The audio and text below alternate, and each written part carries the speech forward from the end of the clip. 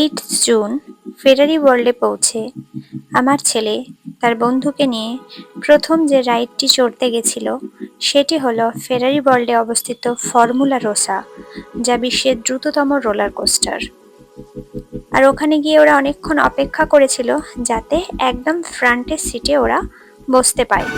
আর তার কারণ হলো এই যে 13ই এপ্রিল ওর বাবা যখন ওর সাথে গেছিল, অরিন ছিল, তখন ওরা সামনের সিটটা কিন্তু পায়নি, ওরা সেকেন্ড সিটে বসেছিল। তাই জন্য এবারে অনেকক্ষণ অপেক্ষা করেছিল যাতে ওরা সামনের সিটে বসতে পারে।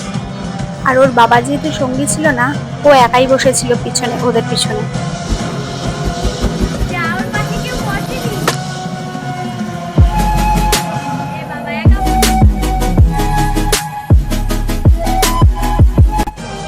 আমি আর অরিনের মা শুভশ্রী বাইরে থেকে ওদেরকে দেখছিলাম। আর ঠিক এই কারণেই এইবারে দীর্ঘক্ষণ অপেক্ষা করেছে যাতে সামনের সিটেই বসতে পারে। ফর্মুলা রোসা 4.9 সেকেন্ডে ঘন্টায় 240 কিলোমিটার গতিতে পৌঁছাতে পারে এবং সর্বোচ্চ উচ্চতা 52 মিটারে পৌঁছায়।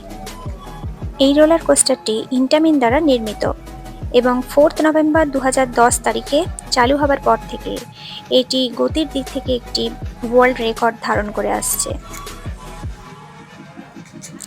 আমি তো বাইরের থেকে টিভির পর্দায় ওদেরকে দেখছিলাম। এবার ওদের রোলার কোস্টারটি ছাড়ার সময় হয়ে গিয়েছে।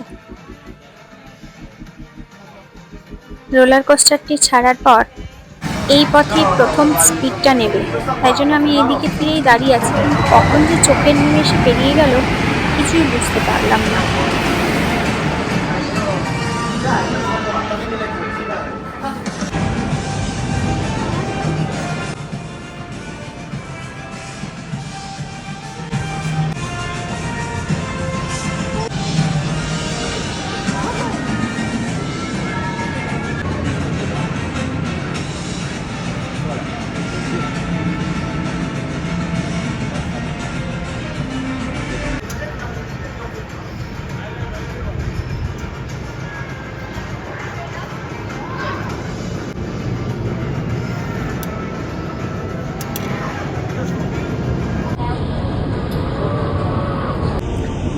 প্রতিটি রাইডেই ক্যামেরা আছে, তো প্রত্যেক সিটে যারা বসে আছে তারা নিজস্ব ফটো কালেক্ট করতে পারবে। অবশ্যই পেমেন্ট করতে হবে। আমার ছেলে আর তার বন্ধুও নিজেদের ফটো কালেক্ট করেছিল স্মৃতি হিসেবে। এবার নেক্সট রাইডের পালা।